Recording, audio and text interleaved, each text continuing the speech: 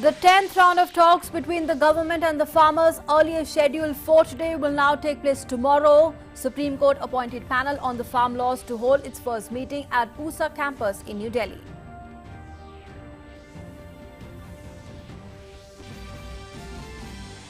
Prime Minister Modi, appointed chairman of Shree Somnath Trust, accepts the responsibility and appreciates the efforts of Team Somnath.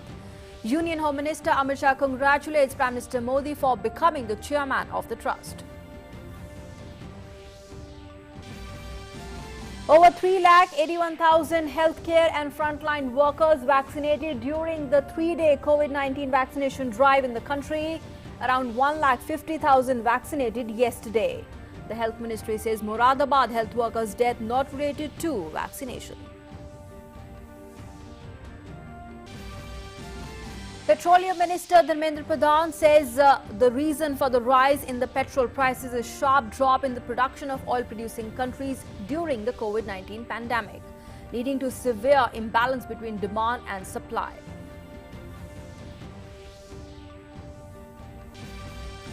U.S. Capitol gears up for inauguration of Joe Biden presidency tomorrow amid unprecedented security. Over 25,000 National Guards deployed. Security in and around state capitals also put on a high alert. Watch exclusive coverage on DD India from 7 in the evening today.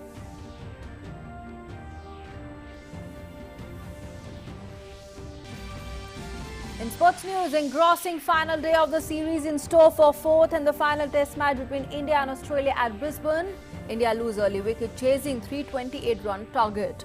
India need a draw to retain the Border Gavaskar Trophy.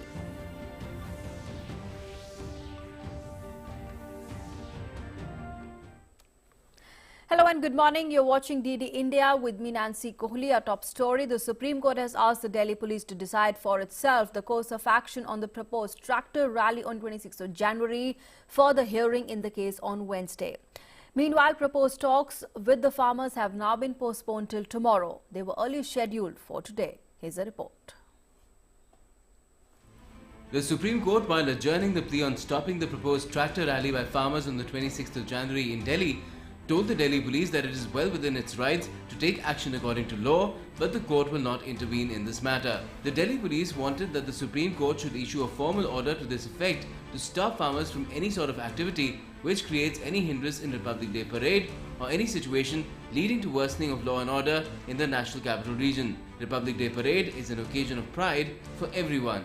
Earlier in the previous hearing, Solicitor General had urged the court to intervene, and Chief Justice S.A. Bobde had asked the Delhi police to file a petition. The bench of Chief Justice adjourned the hearing till Wednesday. During the hearing, the CJI commented that the issue of entry into Delhi is related to law and order, and this should be decided by the Delhi police. We had told earlier that Delhi police is the first authority to decide who should be allowed to enter Delhi. After talks between farmers' organizations and the government failed to come to any constructive outcome, the Supreme Court had set up a 4-member committee, and for the time being, an interim stay had been given on the implementation of the new agricultural laws. However, a member of the committee, Bhupinder Singh Mann, has refused to be a part of it. The next hearing is slated for Monday and will focus on deliberations on all these issues. Vikas Arthi's report, Delhi, DD India. Meanwhile, the Union Agriculture Minister Narendra Singh Tomar has hope that protesting farmer unions will discuss alternatives other than the repeal of the new farm laws in the 10th round of talks. He also appealed to them not to go ahead with the tractor rally on Republic Day in Delhi. Modi ji के नेतृत्व में 6 वर्षों में किसान की माली हालत सुधारने के लिए और कृषि को मुनाफे में लाने के लिए अनेक प्रकार की योजनाओं का सृजन किया गया है।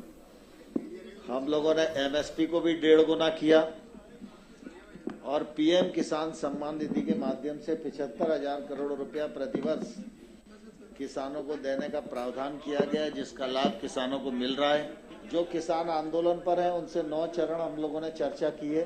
जिस प्रावधान से किसान को तकलीफ है उस प्रावधान पर विचार करने के लिए और उसमें संशोधन करने के लिए सरकार खुले मन से चर्चा कर रही है। Moving on now, Prime Minister Modi has been appointed the chairman of the Shree Somnath Trust. Prime Minister has already been a trustee of Shree Somnath Trust. The decision to make him the chairman was taken in the 120th meeting of Shree Somnath Trust that was convened virtually via video conferencing. Prime Minister's name as the new chairman was proposed by trustee and the Union Home Minister Amit Shah and supported by another trustee and former Chief Secretary of Gujarat, P.K. Lahiri. The post of chairman of Shree Somnath Trust was vacant after passing away of the outgoing chairman trustee Keshubhai Patel.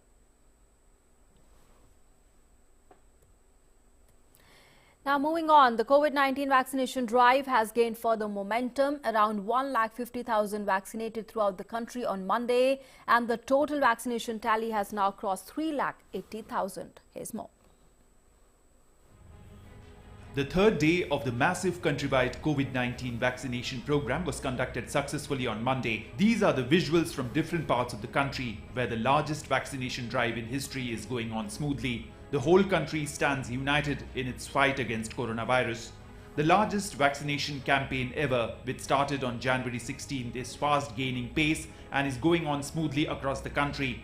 In Karnataka, Deputy Chief Minister C.N. Ashwath Narayan inaugurated a vaccination centre in Bengaluru. On this occasion, Deputy Chief Minister said that health workers are being given priority under the vaccination campaign. We are providing vaccine for the frontline workers. It was a duty of the government to protect the frontline workers, immunize them, vaccinate them. I would like to first of all thank the Indian government for making this vaccine available to everyone in such a record period of time. Please vaccinate yourself. The nationwide vaccination rollout, which began on January 16th, continues, and now several prominent doctors, people, volunteers, health workers are coming forward and taking the vaccination. In Odisha, the COVID-19 vaccination drive resumed on Monday. People were vaccinated at the capital hospital in Bhubaneswar. Hospital administration said more health workers have been engaged for the vaccination drive. The same arrangement is being made also here today. As you know, in the last event we had injected about 156 people, and now we are ready to give injection, immunize even if 200 to 300 people also today. Meanwhile, Union Health Ministry has said that a total of 3,81,305 beneficiaries have been vaccinated till Monday through 7,704 sessions as per the provisional report. Today by 5 p.m. in all the states, all India figure of beneficiaries who vaccinated is 1,48,266. As on today, a total of 3,81,305 beneficiaries have been vaccinated till 5 p.m. as per the provisional reports, and no case of serious, severe AFI is attributed to vaccination till date. The national COVID-19 recovery rate has improved to 96.59% with over 1,211,000 cumulative recoveries so far. The rate of new daily infection has further slipped even below 15,000 with only 13,788 cases being reported in the past 24 hours. The country has 50 times more recovered cases than the current active cases. 14,457 recoveries have been registered in the last 24 hours in the country, while the number of new confirmed cases in the last 24 hours is 13,788. Bureau Report, DD India. The Union Health Ministry has clarified that of the two deaths reported, the death of the 52-year-old male from Moradabad in Uttar Pradesh who was vaccinated on 16 January and died on the 17 January evening is not related to vaccination as per the post-mortem report. The death was caused due to cardiopulmonary disease. One is male, which is 52 years age, was resident of Moradabad, UP. He was vaccinated on 16th of January and died on 17th. The post-mortem was done by a board of 3 doctors, which revealed that death was due to cardiopulmonary disease. So there was pocket of pus in lungs and enlarged heart. This death is not related to vaccination as per the post-mortem report. And let's move on now. Take a look at the COVID situation across the worst affected states of the country. Well, Kerala has reported the maximum number of new cases yesterday. 3,346 positive cases were reported yesterday. Besides that, 3,921 patients were discharged and 17 patients died in the past 24 hours. In Maharashtra, 1,924 new cases were registered yesterday. 3,854 patients were discharged, while 35 patients died in the past 24 hours. Currently, 2,21,280 people are in home quarantine and 2,094 people are in institutional quarantine. Tamil Nadu's COVID-19 graph continues to steadily improve, with the daily case number staying below the 600 mark for the second day in a row. A total of 551 persons tested positive for the virus across the state yesterday. 8 deaths were reported, while 758 patients were discharged in the past 24 hours. Now, in the national capital, Delhi, 161 new cases of infections were reported yesterday. 362 patients were cured and discharged, while 8 patients died in the past 24 hours. Currently, there are 2,335 active cases in Delhi.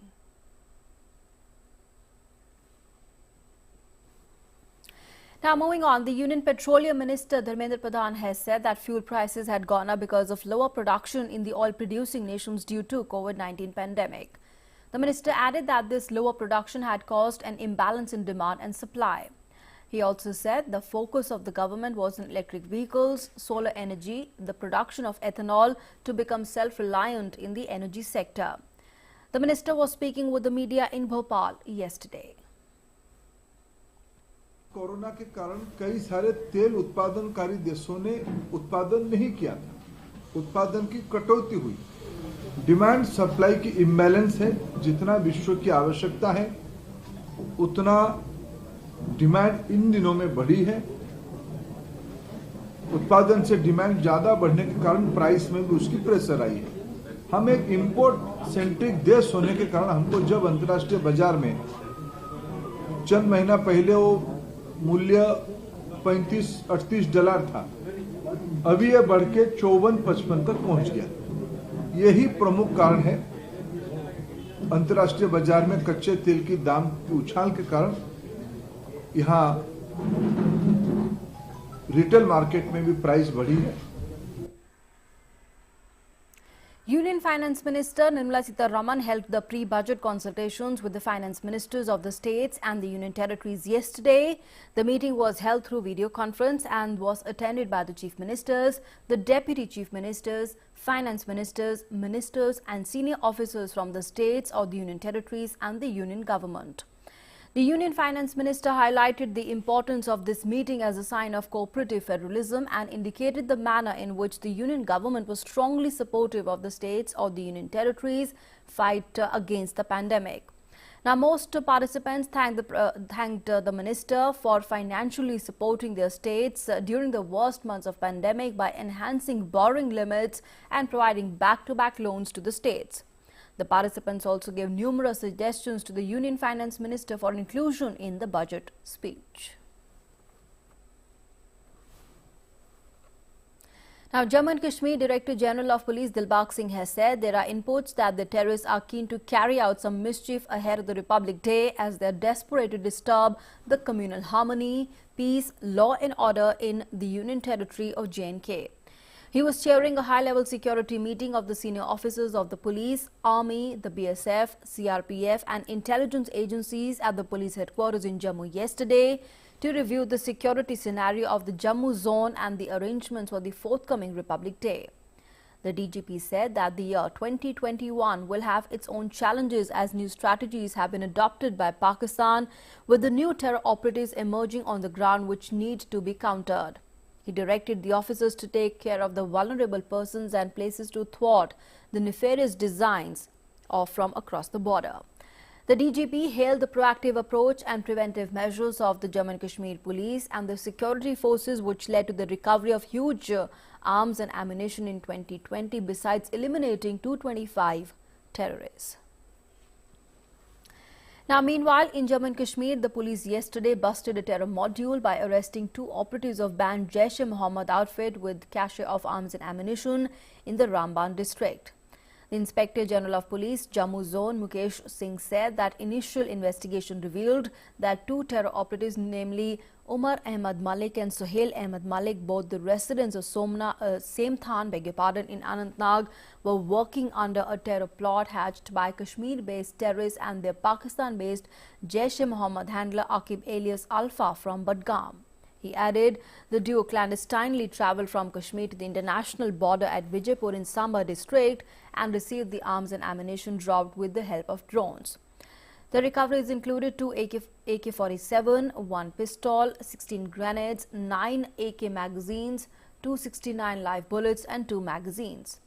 Further investigation in the terror module is underway. In some other news now, the director of web series Tandav, Ali Abbas, in a tweet has tendered an unconditional apology. In a statement, he said that Information and Broadcasting Ministry has informed them regarding a large number of grievances and petitions received on various facets of the web series and the serious concerns and apprehensions regarding its content hurting the sentiments of the people. The cast and crew did not have any intention to offend the sentiments of any individual, caste, community, race, religion or religious beliefs or insult or outrage any institution, political party or person living or dead. The cast and crew of Tandav take cognizance of the concerns expressed by the people and unconditionally apologize if it has unintentionally hurt anybody's sentiments. Earlier, people staged protests at several places with regard to the web series Tandav. People are hurt over religious sentiments in the web series. And Madhya Pradesh Chief Minister Shivraj Singh Chauhan met with the Information and Broadcasting Minister Prakash Javadekar and called for immediate ban of the web series.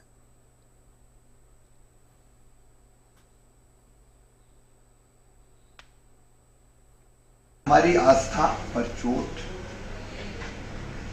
या देवी देवताओं का अपमान करने का किसी को अधिकार नहीं है। ओटीटी प्लेटफॉर्म पर भी कड़ी निगरानी रखने की आवश्यकता है, क्योंकि इस प्लेटफॉर्म पर जो अश्लीलता परोसी जा रही है वो हमारे किशोरों को विशेषकर गलत दिशा में ले जा रही है। इसलिए इसकी निगरानी, इस पर अंकुश आवश्यक है और भारत सरकार स्वयं इस विषय पर गंभीर है। And moving on now to weather inputs, the Met Department has extended the warning for the cold wave in North India till 22nd January. The Met Department said the day temperature will rise, but the night temperature will drop further. Severe cold condition not only over Delhi but also over whole northern plains of India, starting from Punjab, Haryana, North Rajasthan, and then plains of Uttarakhand and Uttar Pradesh. Bihar also recorded cold day. So this cold day is because of the prolonged dense fog and low cloud condition that is keeping these area covered and no sunlight. And this is going to change actually, because tomorrow, next 48 hours, there will be again strong westerly, northwesterly wind. So that will lift and further, improve the day temperature. So day temperature will start improving from tomorrow, and but night temperature will fall. So that's why till next 3 to 4 days, 5 days, night temperature will be only falling, and that's why the minimum temperature will fall, and the cold wave condition we have given a warning. And moving on now to big international developments ahead of the inauguration of President-elect Joe Biden and Vice President-elect Kamala Harris tomorrow, the American capital has been literally converted into a garrison city in view of multiple reports of threats and armed violence that security agencies have been receiving over the past few weeks.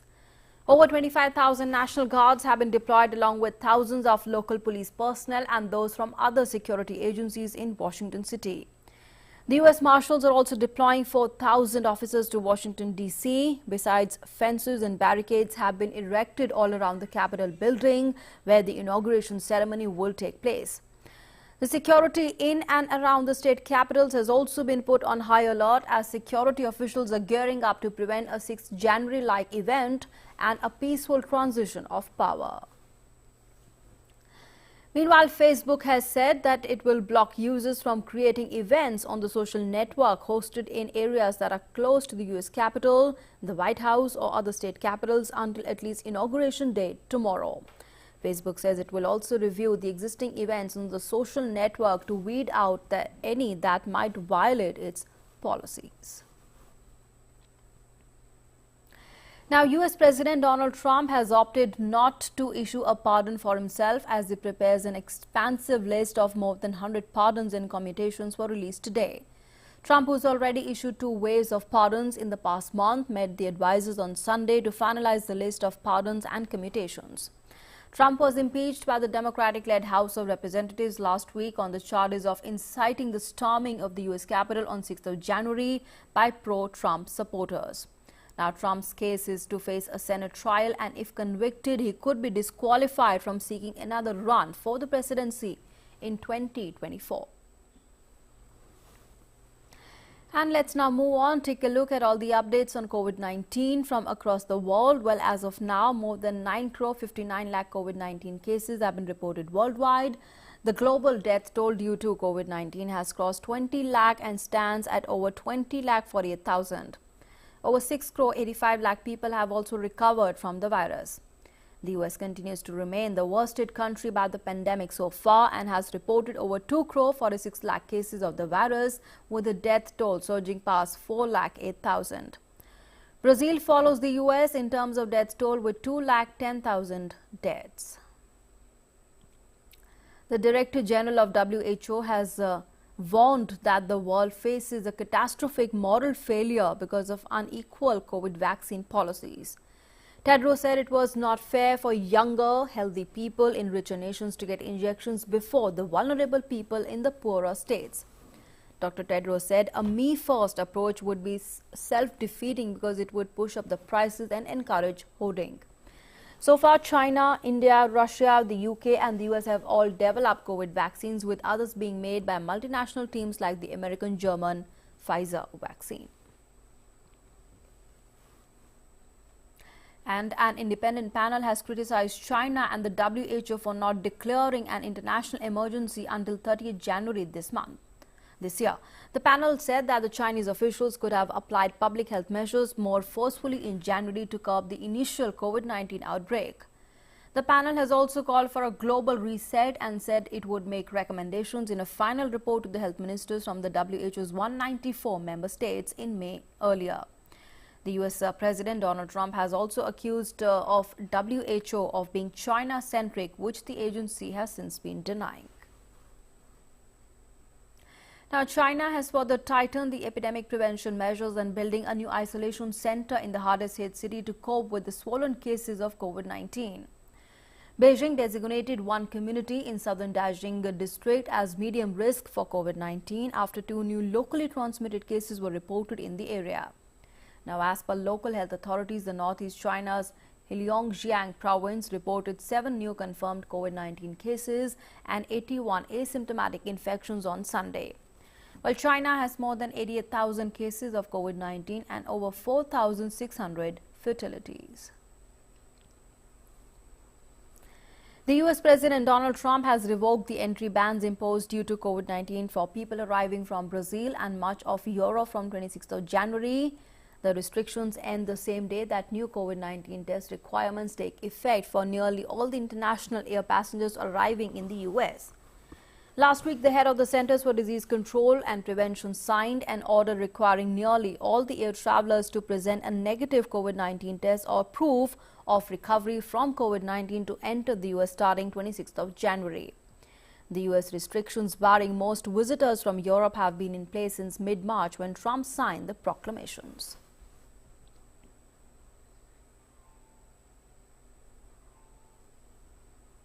Now, the UK has started rolling out the COVID-19 vaccination to its population. More than 4 million people in the UK received their first dose of a COVID-19 vaccine.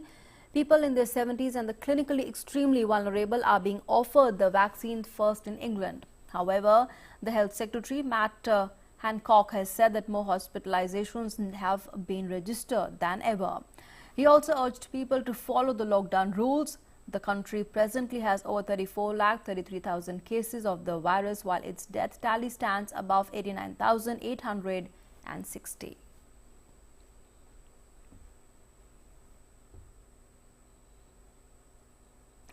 And Brazil kicked off nationwide COVID-19 immunization program on Monday by distributing doses of a vaccine from China's Sinovac biotech. The health ministry gave states a green star to start immunizing late evening. The Butantan Institute, run by Sao Paulo state, needs another shipment of Sinovac's ingredients by the end of the month in order to hit its target of 46 million doses by April. Meanwhile, the federally funded Fiocruz Biomedical Center in Rio de Janeiro has not yet received the first shipment of ingredients for AstraZeneca's vaccine. On Sunday, Brazil approved emergency use of the Sinovac vaccine and one from AstraZeneca.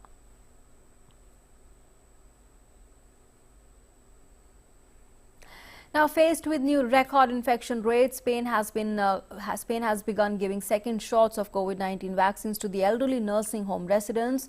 8 of Spain's 17 regions began second round of the vaccines on Monday. Meanwhile, a court in Seville ruled out that one home could inoculate a resident against her family's wishes. The health ministry has ruled out a return to nationwide confinement despite calls from regional administrations for tougher measures. However, the country witnessed record rise in new infections over the 2 days, with more than 84,000 new cases reported on Monday.